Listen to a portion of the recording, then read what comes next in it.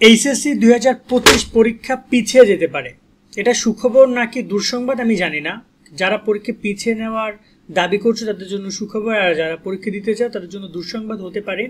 যদি আমরা যেমনটা প্রেডিক্ট করছি এমন হয়, শিক্ষা মন্ত্রণালয় কিছু একটা ভাবছে, খুব শীঘ্রই সিদ্ধান্তও তোমরা হয়তো বা পাবা।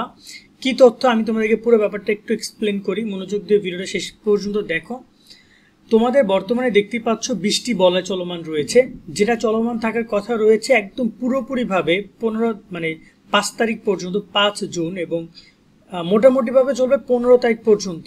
এবং আমাদের বাংলাদেশের ইতিহাসে বেশ বড় একটা বৃষ্টি বলয় এটা, যেটা নাম দেওয়া হয়েছে ঝুমুর। এবং এটা এরকম বৃষ্টি বলয় বিগত অনেক বছরই হয় নাই। এই বৃষ্টি বলয়ের প্রভাবে ইতিমধ্যে 16টা জেলা, এই রিসেন্ট টাইমে, আমি জাস্ট আজকে ভিডিওটি করছি 30 তারিখে, অলরেডি 16টা জেলা বৃষ্টিতে প্লাবিত। এবং জেনে রাখো যে এই বৃষ্টিটা কিন্তু শুধুমাত্র আমাদের এখানেই হচ্ছে না, আমাদের পার্শ্ববর্তী দেশ ভারত, এই ভুটান, নেপালও টুকটাক হচ্ছে এবং সামনে আরও হবে।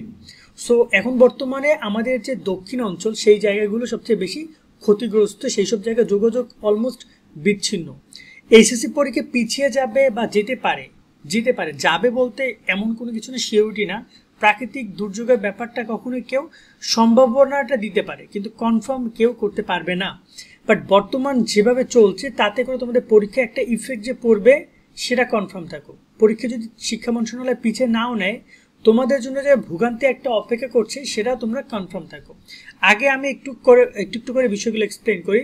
পরীক্ষা শুরু হচ্ছে আগামী 26 জুন তোমাদের। তো এখন বর্তমানে আমরা যে বৃষ্টিটা দেখছি এটা কিন্তু অলরেডি বন্যায় রূপান্তর হয়েছে, তোমরা নিশ্চয়ই জানো। অলরেডি উপকূলীয় এলাকা বা যে সকল নদী বান্ধব যে এলাকাগুলো রয়েছে সেখানে বাঁধ ভেঙে সেগুলো পানিতে তলিয়ে গেছে। অলরেডি সেখানে গলা সমান পানি অথবা ঘরবাড়ি তলিয়ে গেছে, পানির মধ্যে চলে গেছে। এবং আমাদের যে সকল উপকূলীয় এলাকাগুলো রয়েছে এবং চর এলাকাগুলো, সেগুলোর সাথে যোগাযোগ পুরোপুরি বিচ্ছিন্ন। এবং এটা স্বাভাবিক, এটা 2-4 দিনের মধ্যে বৃষ্টিটা কমে গেলে চলে যাবে। কিন্তু সমস্যাটা হচ্ছে বন্যা। বৃষ্টির পরে যে বন্যা হয় এবং তার সাথে নতুন করে আবহাওয়া দপ্তরের সতর্কতা হচ্ছে তোমাদের জন্য জলোচ্ছ্বাস আসতেছে, যেখানে 4 থেকে 6 ফুটের জলোচ্ছ্বাস, মানে বুঝে এটা 6 ফুট মানে আমার সমান, আমার থেকেও বড়, আমার 6 ফুট অল্প একটু কম আসছে, বাট এর থেকেও বড় জলোচ্ছ্বাসের পূর্বাভাস রয়েছে।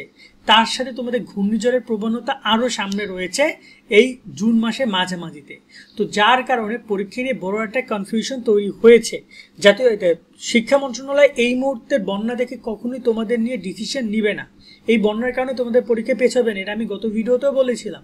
কিন্তু যদি এমনভাবে চলতে থাকে এবং সেটা জুন মাসের মাঝামাঝি পর্যায় পর্যন্ত অথবা একদম পরীক্ষার আগ মুহূর্ত পর্যন্ত এই বন্যাটা কন্টিনিউ হয়, বিশেষ করে ভারতের যে বন্যা পানিটা আসে, বৃষ্টি পানিটা, সিলেট পুরোটা কিন্তু ডুবে গেছে। সিলেটে কিন্তু অনেকদিন আগে থেকেই পানি অলরেডি তলিয়ে গেছিলো শহর এলাকা থেকে করে বিভিন্ন এলাকা। এখন যদি আরও ভারতের পানিগুলো যদি আসে, তারপর যদি তোমার ময়মনসিংহ, তারপর এই পাশে তোমার নীলফামারী, লালমনিরহাট, রংপুরের দিকে যদি পানি আসে, তাহলে কিন্তু বন্যা বড় একটা প্রভাব তৈরি হবে। এবং যে কারণে গত বছর গত বছর 24 ব্যাচের সাথে ঠিক এই কাহিনীটা হয়েছিল। ওদের পরীক্ষা অনেকগুলো স্থগিত করছিল, সিলেটের পরীক্ষা নেয় না, পরীক্ষা ওখানে বন্যা ছিল। সো এবারও তাই হবে। তবে যদি বন্যা হয় তাহলে তারা এমনটা করতে পারে। এবং যদি এই যে বন্যাটা বর্তমানে হচ্ছে এইটার রেশি মোটামুটি জুন মাসে মাঝামাঝি সময় অথবা তোমাদের পরীক্ষা পর্যন্ত থেকে যেতে পারে। কারণ তীব্র বন্যা হচ্ছে, তীব্র বৃষ্টি হচ্ছে। এই বৃষ্টি বলয়টার প্রভাবটা খুবই খারাপ। বাংলাদেশের রেকর্ড পরিমাণ বৃষ্টি এই কয়দিনে পড়ছে। তোমরা ঢাকায় নিশ্চয়ই দেখতে পাচ্ছ যে চলাফেরা করা যাচ্ছে না, পুরো রাস্তাঘাট তলিয়ে গেছে। সো দেখা যাক তোমাদের সামনে কি হয়। বাট আমি তোমাদেরকে একটা কথাই বলবো যে তোমাদের পরীক্ষা নিয়ে শিক্ষা মন্ত্রণালয় এই মুহূর্তে ডিসিশন নেবেন। অনেকে আমাদেরকে মেসেজ করছিল যে ভাইয়া পরীক্ষা স্থগিত হবে কিনা, তাদেরকে বলছি এই মুহূর্তে শিক্ষা মন্ত্রণালয় কোনোভাবে ডিসিশন নেবে না। তারা পরীক্ষা নেওয়ার চিন্তাভাবনাই রেখেছে। কিন্তু ওই সময় যদি এই বন্যাটা থেকে যায় বা ওই সময় যদি নতুন করে বন্যা হয়, তাহলে একটা প্রভাব তোমাদের রইবে। এবং আবহাওয়া অধিদপ্তর তথ্য মতে জুনে আরও বন্যা হবে এবং ঘূর্ণিঝড় হওয়ার সম্ভাবনা সবচেয়ে বেশি। আজকে যেটা হচ্ছে সেটা হচ্ছে নিম্নচাপ, একটা লঘুচাপ হালকা করে যশোরের দিকে ছিল, তার প্রভাবে দেশের অবস্থা এই। এবং বৃষ্টি বলয় তো আছে, বৃষ্টি একটা আলাদা জায়গা, লঘুচাপ একটা আলাদা জায়গা হিসেবে আছে, দুইটা আলাদা আলাদা জিনিস। লঘুচাপ যেটা বা নিম্নচাপ যেটা, ওটা ঝড় আকারে আমাদের এখানে আঘাত আনছে। আর বৃষ্টিটা তো বৃষ্টি পড়ছে, সেটা যে কোনো জায়গায়, ঝড় হোক বাতাস হোক, বৃষ্টি আকাশ থেকে পড়ছে। সো এই জায়গায় বলা যায় যে সামনে আরও দুর্দিন তোমরা দেখতে পারো। এটা তোমাদের জন্য ভালো নাকি খারাপ সেটা আমি জানি না, বাট আমার কাছে মনে হয় যে পরীক্ষা পেছানোটা অবশ্যই একটা খারাপ একটা দৃষ্টিকোণ হবে, কারণ পরীক্ষা পিছলে সেই পরীক্ষা আয়োজন করতে গিয়ে অনেক হিমশিম খেতে হয়, এবং এই পরীক্ষার প্রস্তুতি শিক্ষার্থীরা অনেক ভালোভাবে নিচ্ছে। যদি তারা পরীক্ষা পিছিয়ে নেয় সেটা সত্যি শিক্ষার্থীর জন্য খুবই ক্ষতিকর একটা দিক হইতে পারে বলে আমার ব্যক্তিগত মতামত। সকলে অনেক ভালো থাকবা। আল্লাহ হাফেজ।